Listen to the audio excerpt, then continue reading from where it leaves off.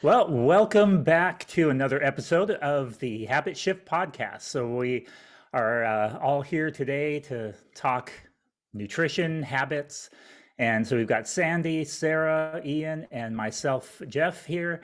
And so, we're looking forward to a really interesting topic today. So, today we're going to be talking about putting together kind of a day's worth of meals and kind of different ways that we can think about how we structure maybe each individual meal as well as our meals over the course of the entire day. And so I think we have some really good perspectives here to bring into the mix. And I think this should be a really good and a very important discussion to have because it's something that all of us have to do on a daily basis and for ourselves and for our families. And so it's important that when we go into this and are bringing in various considerations for putting together meals, that we're doing so in a way that's going to support our goals, support our mindset, and it's going to bring in and establish really good solid habits and behaviors.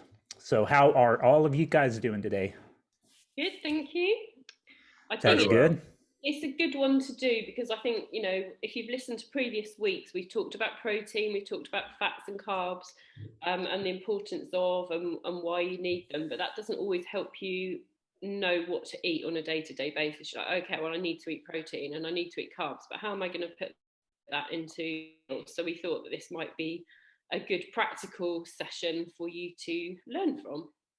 Yeah, that's a really good point because the science, the understanding of nutrition and how it works in our body is certainly important. It's kind of like with math. You need to know how to add numbers together, subtract numbers, but it doesn't do you a lot of good until you find how to apply that to balancing your bank account or making change at the grocery store or adding up your the items on your list to know, hey, do I have enough money in my pocket to pay for this and that kind of thing. So it's very similar kind of a thing here with nutrition. We have the principles, and then now we're going to start kind of applying those to a practical way to use them. So anybody want to kick us off? I guess a good place to start would be, what are some of the considerations when it comes to, let's say, putting together, I guess let's start for a day. What are some of the considerations when it comes to putting together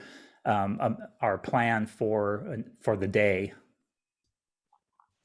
I guess it. Probably. Oh, sorry, Sandy. That's a problem with four of us, isn't it? It's just like getting in there. Go on, ladies And I'm on a bit of first. a lag as well, so I'm a bit of a delay, so it's harder to cut in.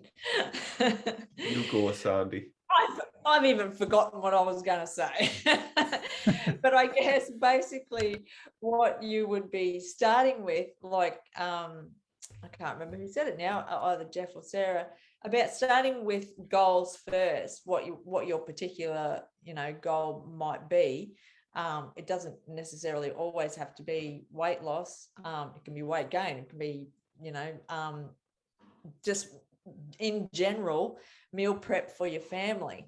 So I guess you just got to look at who your what your goals are, who you're making it for. Do you need to plan ahead? Are you a busy person? Are you a working person? Or, are you at home, more regularly? You work from home. Is it easier for you to make up all of these meals? So yeah, that was one thing I was thinking of to start with, was that sort of thing, goals and who you're probably cooking for.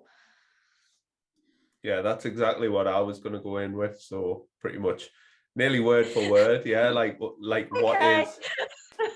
what is your why behind obviously thinking and planning your nutrition? Like, in what direction do you want it to take you? Like, not everybody wants to lose weight. Not everybody, I think everybody to a certain degree strives for health. So I guess that's got to be the foundation of it all. And we can argue that a healthy diet is a diet that's going to regulate calorie balance quite well. It's going to energize us. It's going to minimize cravings. It's going to support recovery. It's going to support hormones in the body and all of these sorts of stuff. So realistically, even for us, when we are trying to work with people on general fat loss, we're still trying to put balance within the totality of their diet and meal to meal, day to day, and so on and so forth. Yeah, absolutely. And also, I think what the mistake people make is they go, right, let's take fat loss or even health, and they'll say, right, you know, on a normal weekday night, I will make these family meals like spaghetti bolognese or lasagna or chili or I don't know, anything, and then they suddenly go, oh, I can't have that now because that's not healthy or that's not a diet food, and they cut out all this and they start getting out the broccoli, chicken and rice, and the rest of the family aren't eating that, and they last about a week. So, you know, it's very much about how can you change what you're enjoying and having just to make it a little bit healthier. How can you change the ratios? How can you add in more veggies or a bit less of something processed maybe? How can you just make that work for what your goals are? Yeah, I think those are all really good points. sorry. One of the while Sandy turns off her phone or takes that call, I will. One of the areas I think is a good place to start, and Ian kind of mentioned it, is the whole energy balance aspect of it. And so one of the areas that I know all of us and like to emphasize is eating enough. And so I think often people, when they're in the dieting mentality or the fat loss mentality, it's very common to think in terms of how little can I eat? You know, that's too much. They see something with calories, they see something that has 450 calories, they're like, oh my gosh, that's way too many calories. Or you know, they find out that they ate too. You know, I think we've all had this where we give a client a calorie target and they're like, oh my gosh, that's way too many calories. And you're like, well, why is that too many calories? But I think that's one of the things to consider over the course of thinking in terms of the entire day, is making sure you're getting enough to feed your body, because if you aren't feeding your body, it's not going to function very well. But people tend to like less. They think less is more, don't they? So, right. You know, breakfast, oh, I'm just going to have a piece of toast, and then you wonder why you're starving by like. And Yep. then lunch, well, I'm just going to have a bowl of soup because I can't have, you know, carbs are bad. I've already had carbs for breakfast, can't have any more. So I'll have the soup. And then they're even more starving by mid-afternoon. They'll go to the biscuit, you know, jar at work, and they'll have some biscuits or cookies or whatever. And then by dinner time, it's all gone out the window because they're so hungry. So it's not about taking out, it's about what you can add in and kind of swap around. I think Sandy, we've done it again. You're probably going to say what I'm saying anyway, so go ahead. I was just going to say a good point that Jeff said before. Was it? Oh, it might have been Sarah. I don't know. I'm confused. About not changing too much, like trying to change everything all at once. And I think that's the problem that people start to do when they want to start organizing themselves, you know, in terms of their meals, is they just start changing everything. And they should really just be starting with one thing first and, you know, going with that, because like you said, it's always about habits and behaviors. So you want to make these things a habit. So doing it bit by bit is always going to be better than trying to change absolutely everything. Your turn, Ian. I was going to say the total opposite. I was going to say change everything in one go. Go crazy. See how that works out. But yeah, you're right in terms of like people, I don't know, I think the trust try and flip a switch, and ultimately that fall flat on the face eventually when they can't keep up them new habits, because habits are like, they're so ingrained, they're generally done automatically, and that is your default setting. I talk to my clients about it almost being like autopilot, and what we're trying to do is change those settings within you, in order for you to repeat this behavior eventually subconsciously. So that's why maybe putting a lot of thought and a time and effort into one thing at a time until it becomes second nature, and then moving on to the next thing. And before you know it, whilst it might take weeks, months, years, and people are like, I don't have time for that, that time is going to pass regardless. So it's you might as well do it like in a structured, systemized way like that, instead of doing like spending maybe that time, weeks, months, years, going all or nothing, but for the most part doing nothing. So what would what would you say to a client that, say, just had toast for breakfast, and they didn't have much time, they're rushing out the door for work, they are starving by mid-morning because they've literally just had a piece of toast, but it's what they've done for years? Well, for me, I would be telling Candyman, stop it. It's not even funny now. Next time I'm just going to say, Sandy, what do you think? Yeah. Thank you, Sarah. I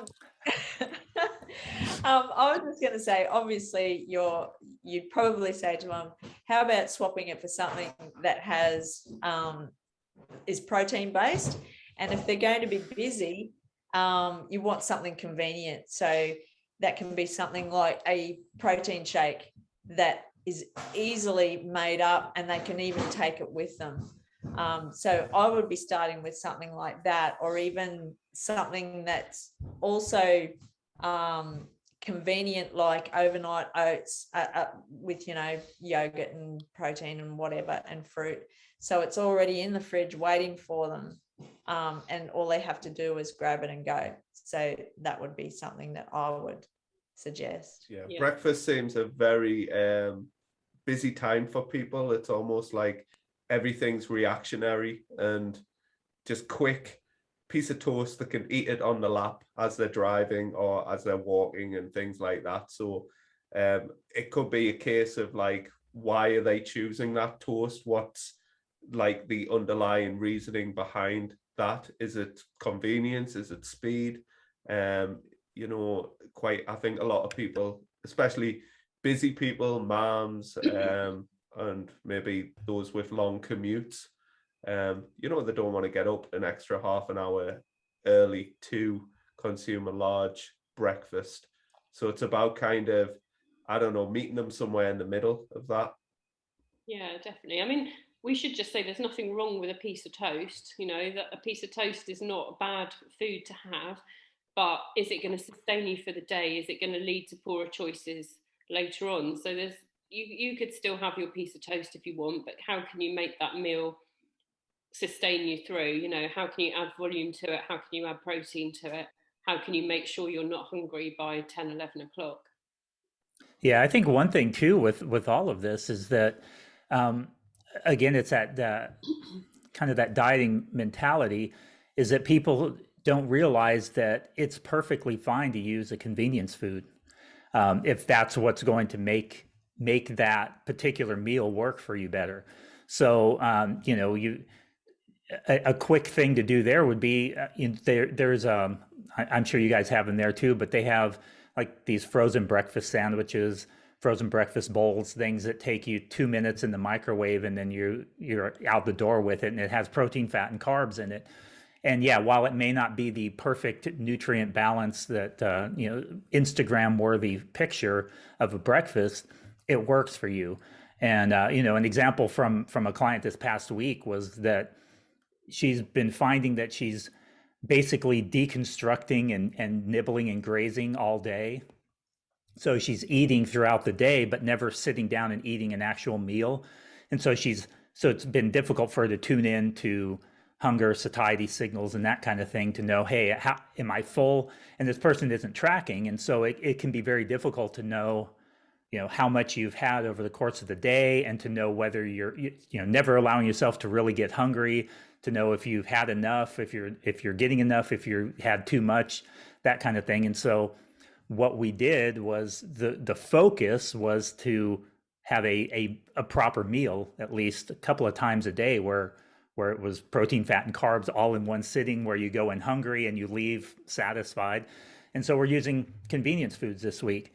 The pre-prepared meals that you can get at the grocery store, where it has, you know, basically a single serving of a protein, fat, and carb, and veggies and that kind of thing all on the thing, as well as frozen food. So that was her goal this week, was to get in the habit, the mindset of sitting down and eating a proper meal. And then from there, we'll build on how we can maybe do some more cooking at home and that kind of thing. But my main point in that long ramble there was, use the convenience foods to your benefit. Often they're very economical and super easy to use, and they solve that problem of if your problem is time, that kind of thing. Yeah, pre-preparing stuff and making, I guess the main thing for me that I see works for, you know, myself as well, but with clients, is that they don't have enough on their plate, because they will look for something small, quick, easy, and it's not filling enough. You know, Mm-hmm. so from a personal experience of myself, if I eat just porridge or oats on their own, I am starving an hour later. It's almost like it's, you know, this sort of slow release thing that they say does not work for me. But if I make it and add either some protein powder to it or Greek yogurt and some fruit, so I've got volume, and say like a few seeds or something that I put on it, that will then sustain me for hours. And so what I've done is I've increased the food volume. So I usually choose berries that are quite a low calorie fruit, but you can get a lot of them. And I feel very full after it, you know, and it keeps me full for ages. Whereas just a bowl of porridge on its own, for me, doesn't do it. Yeah, we got to consider the net effect. So obviously, just a bowl of porridge versus a bowl of porridge plus protein plus fruit plus seeds, from a caloric standpoint, is going to be more, of course, unless you're significantly reducing your porridge amounts. But if it's, say, arguably the same amount of oats, but with the addition of the protein and all of that sort of stuff, it might be a couple of 100 calories more, maybe a bit more, but it's like, right, what's the net effect? If you just have the oats, is that going to result in you eating in excess, or picking or nibbling or snacking in between? So you got to look at the net effect of your diet. Me personally, I like having throughout the day generally 2 large boluses of food, and then 2 of my meals are really allocated to just smaller things that I know is going to keep us going. And if I feel a bit of hunger, I feel a bit of hunger. I think everybody's really scared of feeling hungry as well. And I think to a certain degree, like, learning to embrace hunger is a necessary means, especially if you want to lose a bit of body fat. Starvation isn't sustainable, but if every time hunger kicks in, your initial kind of go-to is to eat, it's like, you know, maybe ride that wave and like get to understand hunger a little bit more instead of reacting to it every time you feel it. Because I think we've got to accept there's going to be both physical hunger and emotional hunger. I was just walking the bend to school this morning. I'd had breakfast, I could smell a bacon sarnie, you know, and like all of a sudden I'm stimulated. Like, you know, you just know what it, and you're already like kind of, so those cues are, so if every time you react to some form of cue is to eat, you're potentially going to struggle. So we have to maybe micromanage those in our head and like pause, reflect, think, instead of just like, ooh, yeah. Yeah, absolutely. I often use a hunger and fullness scale with people to help them work on that in particular. And at first it's something that's you have to be real intentional about it, but over time it becomes kind of second nature. But yeah, it's kind of finding out, you know, on a scale of 0 to 10, where does your hunger and where do your hunger and fullness lie? And then also recognizing, what's the sensation feel like? Is it a positive, a negative, or a neutral kind of a feeling?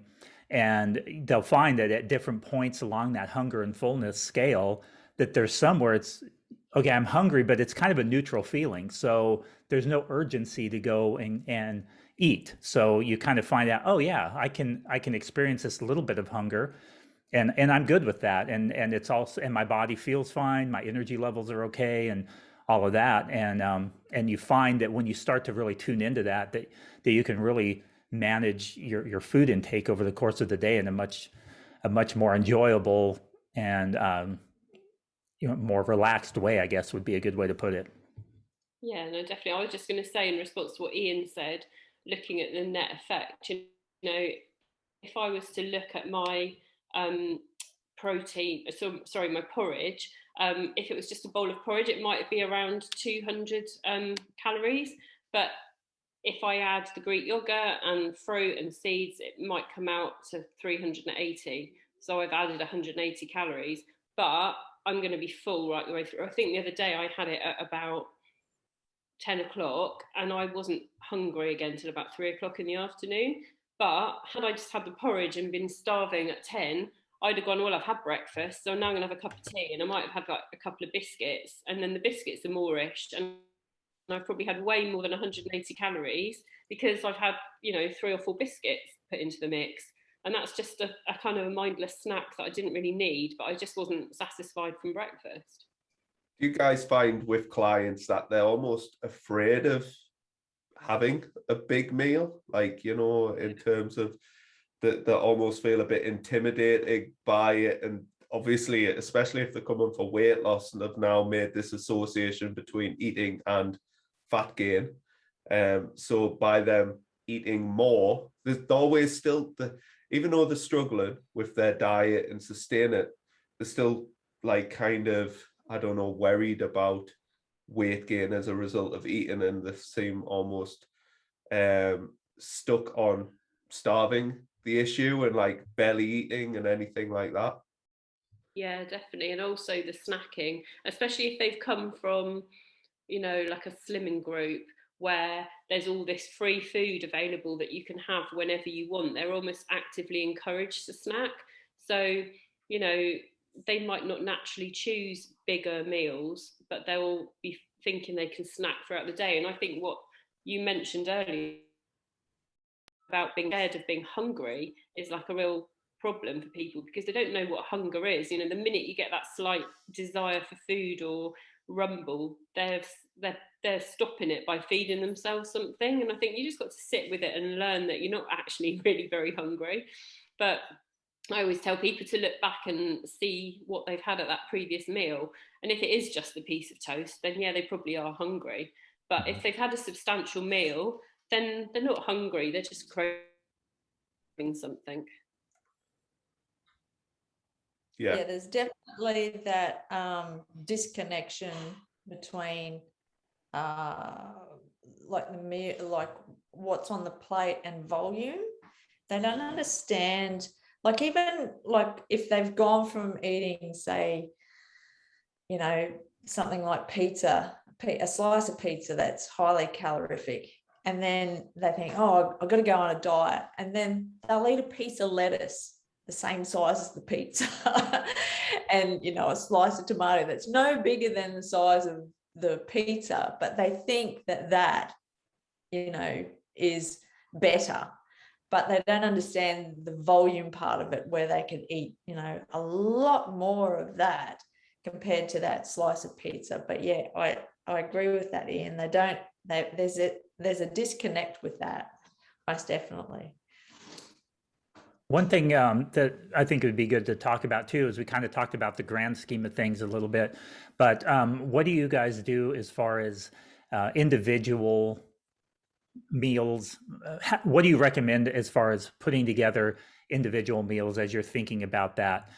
So we're talking about kind of overall energy balance for the day, but what about individual meals? Are there some strategies that you recommend for people when it comes to putting together breakfast, lunch, and dinner, and that kind of a thing? Is it, well, I guess my question is this: do we need to make sure that we have each meal well balanced, balanced either with calorie content or macro and micronutrients? Does each meal need to have X amount of veg in it, and carbs and protein and fat? Does that matter? how we structure that over the course of the day. Do you guys have anything, kind of any go-to strategies for that or ways of thinking about that? Difficult one, that one, isn't it? I don't think you want to be too so restrictive or so rigid with your planning that you go, oh, okay, I failed at that meal because I'm supposed to have 3 portions of fruit or veg, and I'm supposed to have this and I'm supposed to have that. That just leads people to think they're failed. But having a basic plan of trying to hit vegetables with every meal, protein with every meal, some fats maybe with every meal, that is your ideal balanced diet. But life doesn't always work that way. You know, sometimes we will have something that isn't perfect, and that's okay.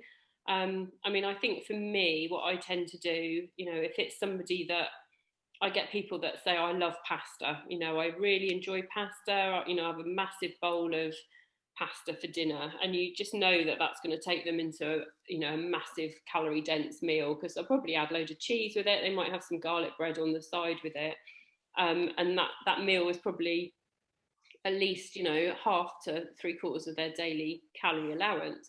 So I would just look at that meal and see how you can make that one meal better. How can we add some veg in there that you don't really know? Could you add a side salad? Do you really need the pasta around the bread?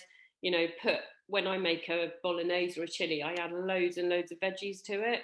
And that will get still the same quantity of food on the plate. So they're not hungry, but they've just made that meal better. I kind of use a lot of tactics like that. Yeah, that's definitely what I do as well. Like, as you said, if they've got a whole bowl of pasta, well, obviously you don't have to like change the meal completely.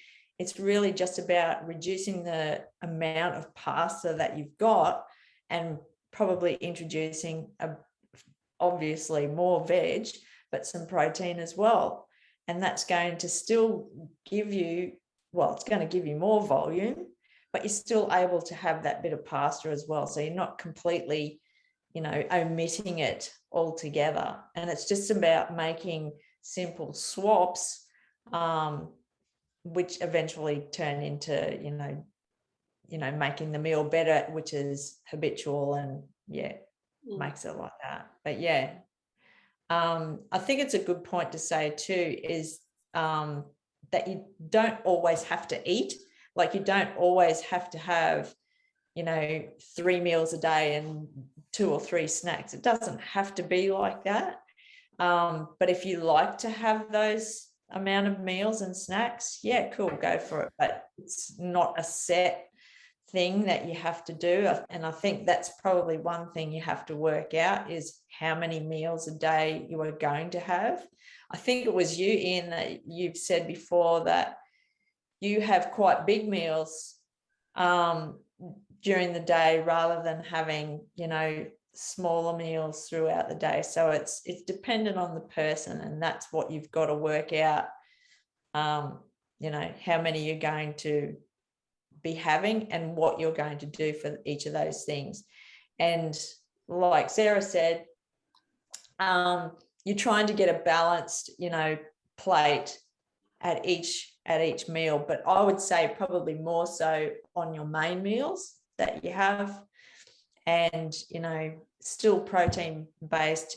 And I would say lunch and dinner are going to be the main ones where you're going to try and get your veg in, but also, you know, there are going to be those days where you're going to be able to get it into your breakfast as well, like omelets and, you know, lots of veg there.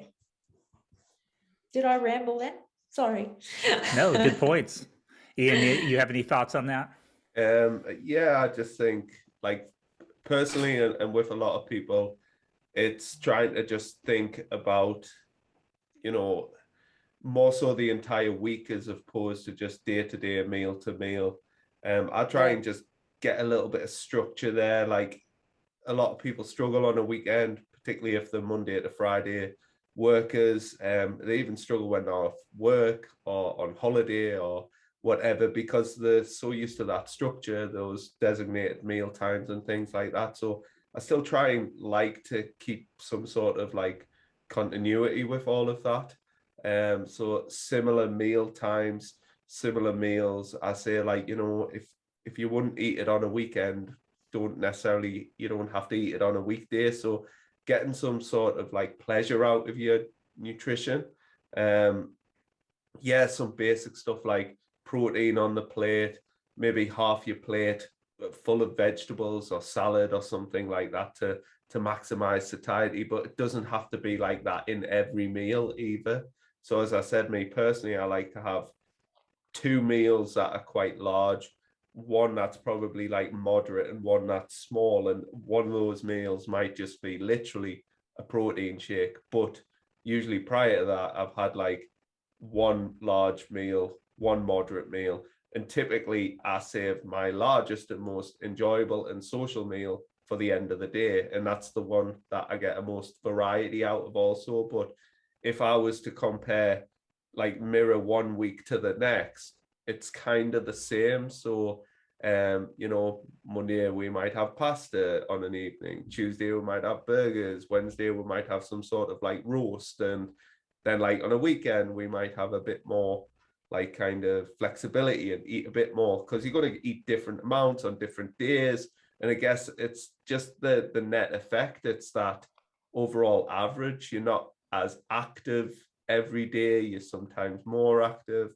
But it's like, right, if you're trying to lose weight, for example, okay, what does that trend line look like, as opposed to, what does, not just focusing on daily fluctuations, but the overall comparison of week on week after each, and then going from there. So it is very hard to just kind of individualize that thing and go, right, this is what a great meal looks like, because it's got to hit a few chords within the individual from an emotional perspective, from a enjoyability perspective, from a sustainability perspective. So it's guess we're opening the floor to questions on the decision making behind what is quote unquote good or bad. Yeah, I think those are good points, and I like the point that you've made several times through this whole discussion, which is that net effect thing. And I think that's something that a lot of people easily overlook, and the perfectionist mindset can very easily kind of seep into our eating habits and stuff when we don't just think in terms of the net effect. So you kind of think of each individual meal, and you think each individual meal has to be just right. And I think parents fall into this trap a lot with their kids, and especially if they're giving their kids the freedom to decide whether they're going to eat what's offered and how much they're going to eat of the things that are offered, which is the approach that I like to use, called the division of responsibility with parents, and where the parents decide what's going to be offered and the kids decide whether they're going to eat and how much. And what often happens is that at one meal, the kid may eat just mounds of chicken and nothing else. And then the parent thinks, oh my gosh, my kid just ate chicken. He didn't eat any vegetables, didn't eat any fruit, didn't eat any carbs. Oh, that's awful. They're going to be deficient in this stuff.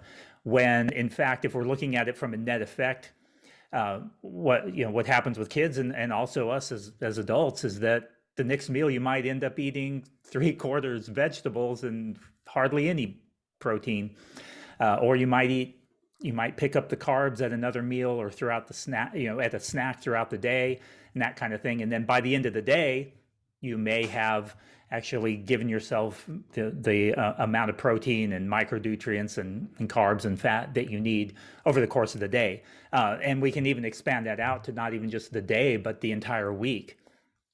And in fact, there's even been some research done in this particular area, like with children, that when they look at the entirety of their eating over the course of an entire week, that when we don't worry about individual meal composition, but over the course of the entire week, that they often balance it out very nicely as far as the amount of protein, fat, carbs, and all the micronutrients, the vitamins and minerals that we take in. And so I guess one of the things that I would encourage people to do is to not get hung up on those individual meals like that, whether it's over the course of the day or even the course of the week.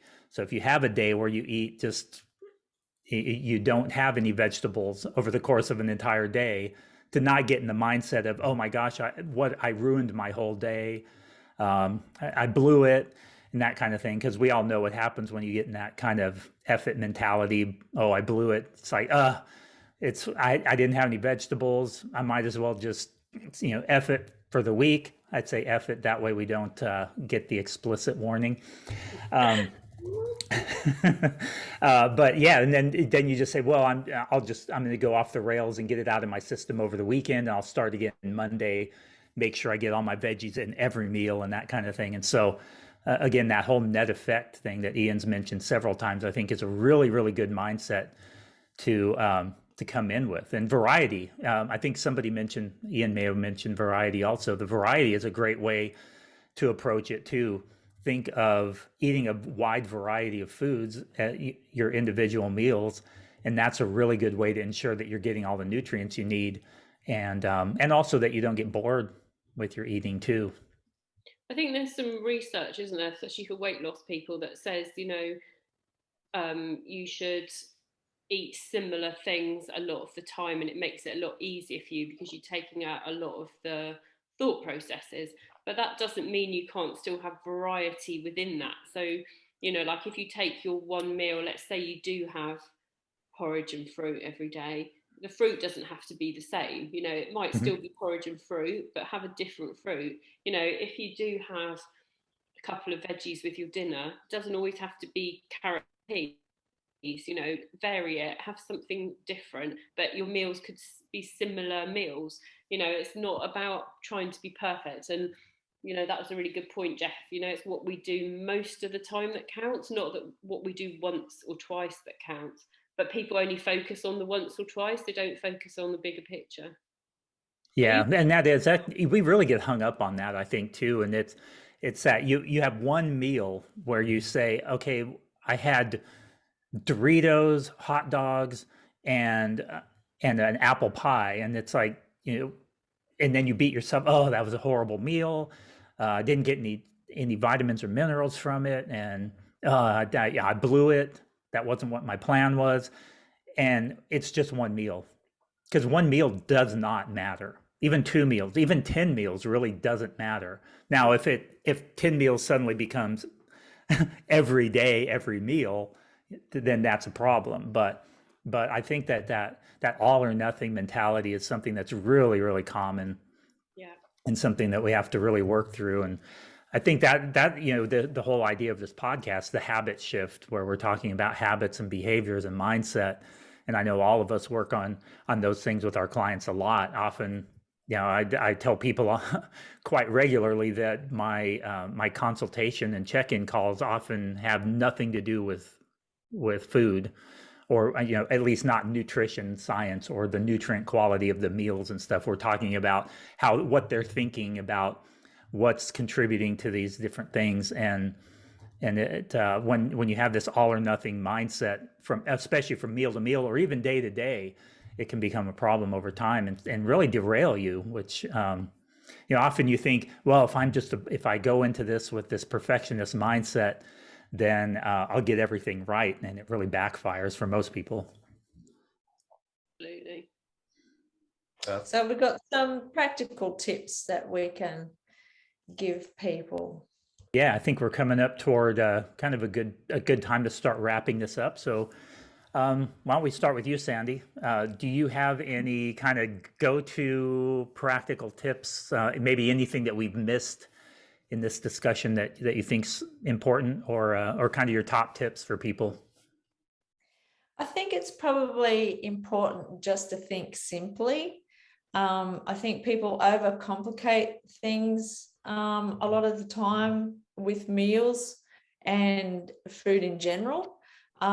So just making sure that, you just don't overcomplicate it. So just thinking of the basics always work, and keep those sort of staples, always in your fridge and in your cupboard. So that means, not just fresh vegetables and fruit, but frozen. I always keep a lot of frozen stuff in my fridge. And also, the meats that you have, you don't just have you know, you can cook stuff up and freeze it. You know, you don't always have to have fresh meat all the time. It can be pre-prepared and frozen, but it's also stuff that you would have in the cupboard, lots of tinned things, tuna and you know, beans and lentils and things like that. Just stocking your fridge and your cupboards with just staples and thinking more simply. Herbs and spices go a long, long way. You don't need to have, you know, really drawn out recipes, you know, for each sort of meals. That would be my tips. Yeah, that's good. How about you, Sarah? Yeah, great tips from Sandy. I would just say, you know, look at where you're at now. You know, we know that there is an optimal diet which involves, you know, lots of protein, lots of fruit and veg, some healthy fats. We've talked about that in previous episodes. But if you are somebody that doesn't eat any veg at the moment, trying to hit 5 or 10 a day, you're not going to do it. So focus on having one every day, build it up slowly. Try and go from 0 to 100 overnight.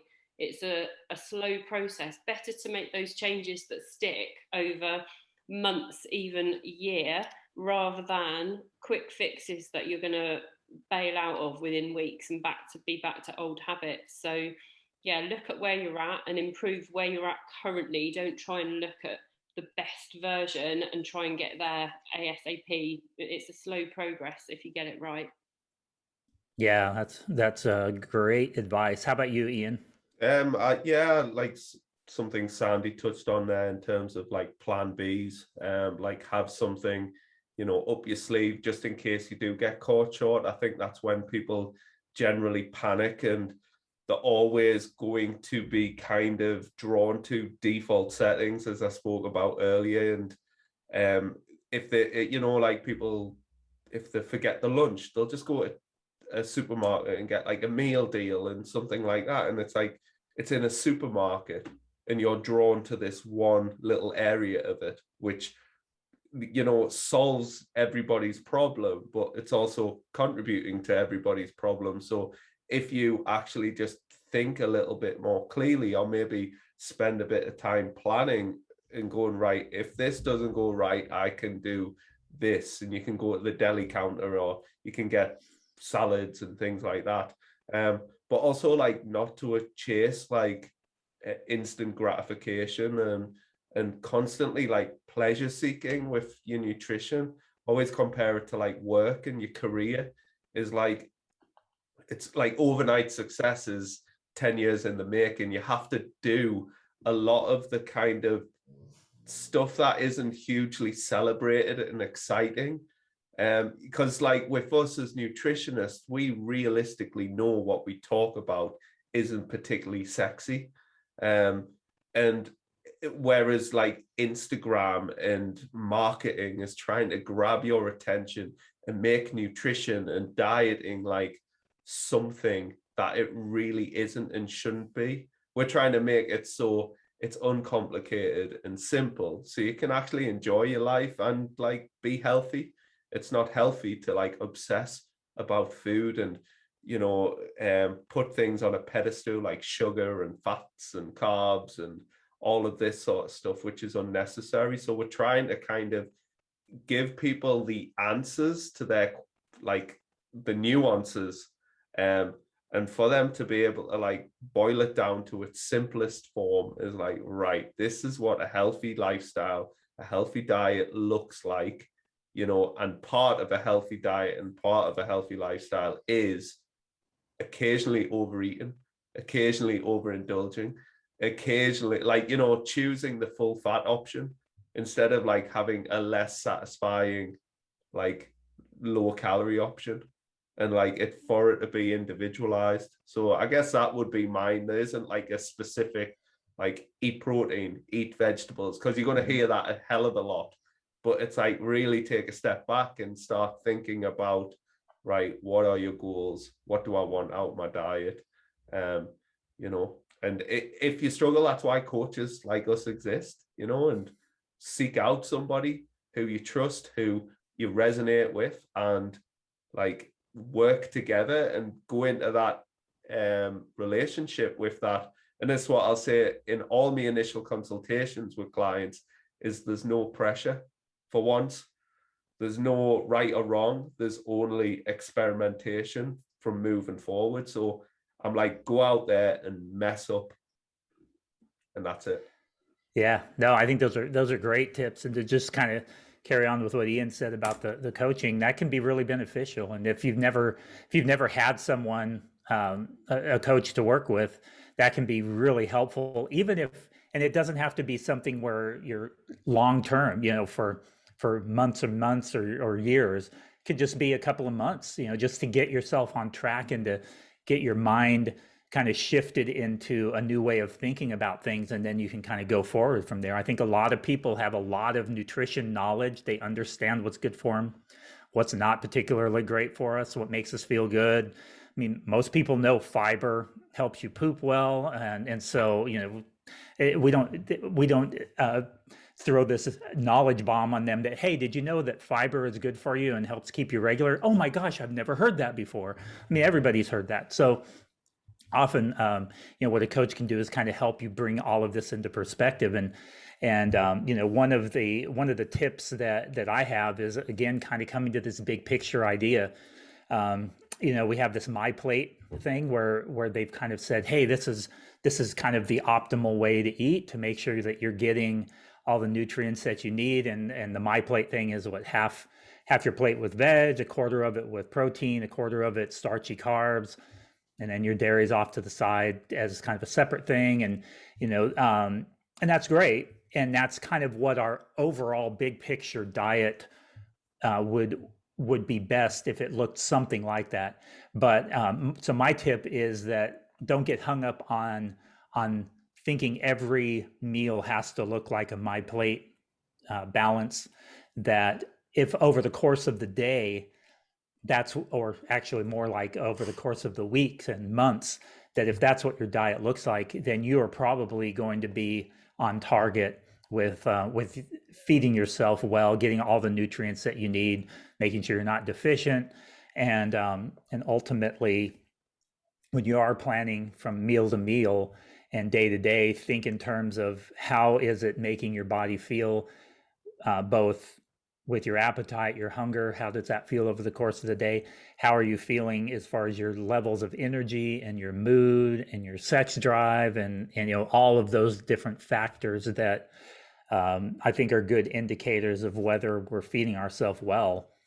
And so again, I guess my final tip would be, don't get hung up on the individual meals because you can beat yourself up when you have a quote, bad one. And that can derail you over time too. So just think a little bit more big picture than individual meals. I'm going to have to put the explicit on because Jeff said poop. Oh, poop, yes. Oh no. Yeah. I know, shocking. That's the worst word of the whole series. Yeah, but that's kid friendly, isn't it? Because we that's usually the one we talk with kids. So I don't know. Well, I guess we'll find out, won't we? We'll find out what they do for this one. Yeah. But all right. Well, guys, that was another great discussion, and we definitely hope that all of our listeners have enjoyed that. Make sure that if you are not yet a member, we do have a Facebook group called The Habit Shift, and that's on Facebook. You can join that group, and in there you can feel free to ask questions and get responses from the four of us, as well as other members of the group can chime in on that too, and offer any kind of personal experience in a particular area if it's an area where they struggled. Also, if anybody could use some help with getting started and in the right direction, please don't hesitate to reach out to any of us for assistance in that area. I think all of us offer free initial kind of discovery call, initial consultation kinds of things, and so. And none of us are high pressure sales. I mean, seriously, I've had people, we set up a call, I spend an hour with them on the phone and find out, hey, I'm not really the best fit for you, but I have some ideas for where you might want to go look, and here you go. And let me know how it goes. And I know all of us are very much of that mindset. We're just really about helping people. So if you could use any help, definitely don't hesitate to reach out, and you can You get can some just send assistance it, there. yeah, just send an email to thehabitshift@gmail.com, and Yeah. we'll just direct you. You can just ask for a particular coach or anybody, and maybe give us a little bit of a backstory, and that's all private and confidential if you don't want to post it in a Facebook group or anything like that. Yeah, it's a really good point, because we're all very different, and we want to make sure that the right person helps you in the way that's going to help you the best. So again, thank you all for listening. We look forward to joining you again with another episode. So we hope you all have a wonderful day. Thank you. Bye. Bye.